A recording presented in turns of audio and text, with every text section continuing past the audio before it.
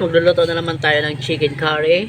I-try po natin magluluto ng chicken curry pag walang carrots at patatas. Ayun na po, nakagisa na po tayo ng bawang at saka sibuyas. Haluin muna natin. Try ko rin magluluto ng walang carrots at patatas kung anong lasa nito. Meron po tayong kukumamang gata at saka chicken curry, pang chicken curry natin. Sabay na rin po natin ang ating 3 siling haba para maisama na po sa gisa.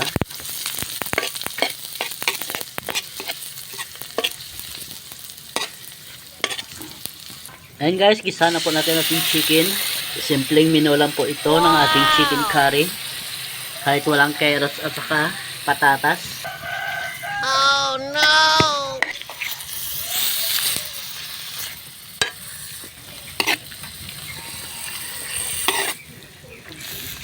Ito guys, meron tayong kukumama gata. Yan, meron tayong curry powder at pork chicken. Meron din tayong pamintang pinong-pino. Yes, hindi mawala ang atin Maggi Magic Sarap. Takpan muna natin guys. Yan. Ito na guys, buksan na natin. Yan. Dika na po siya. Kaya na muna natin hanggang sa matuyo. Kailangan patuyin muna natin ito bago natin lagyan ng ating kukumama gata. Kaya hindi mo na kailangan ng carrots sa patatas para makatipid po tayo sa sobrang mahal na mga presyo ngayon. Ayun na guys, lagay na po natin more chicken. Haluin muna natin. Kaya napakasimple menu lang po ito ni Kusina ni Mar.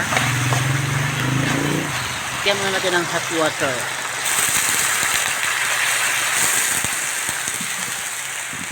Next ang ating curry powder. Marami rin pala pag isang piraso lang ilagay. Ilagay na natin.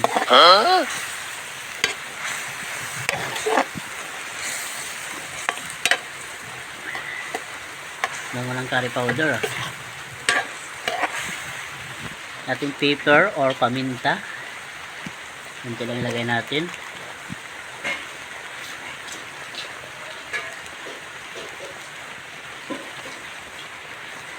Next ang ating Maggi Magic Sarap. Kalahati lang din po. Ayan. Next ang ating kukumama gata.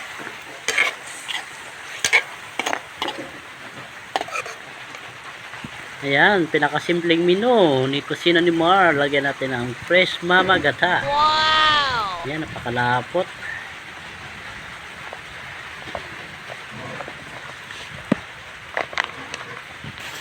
Ito na guys, napakalapot na yung gata natin. Maagang kay ganda ni Kusina ni Mar.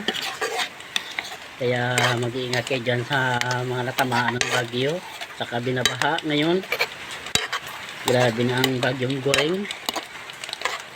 Kaya mas okay kami dito, safe kami dito.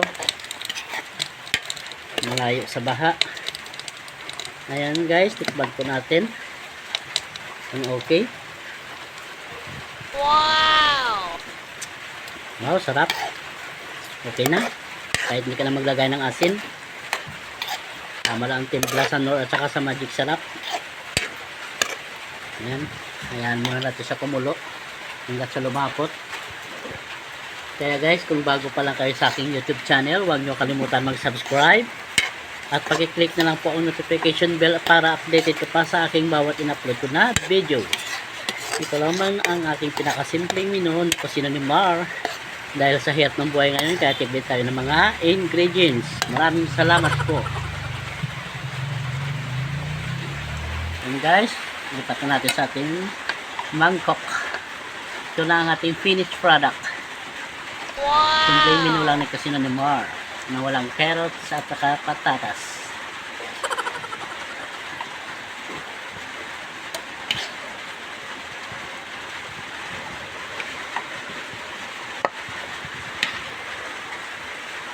Napakalapot din pala, no?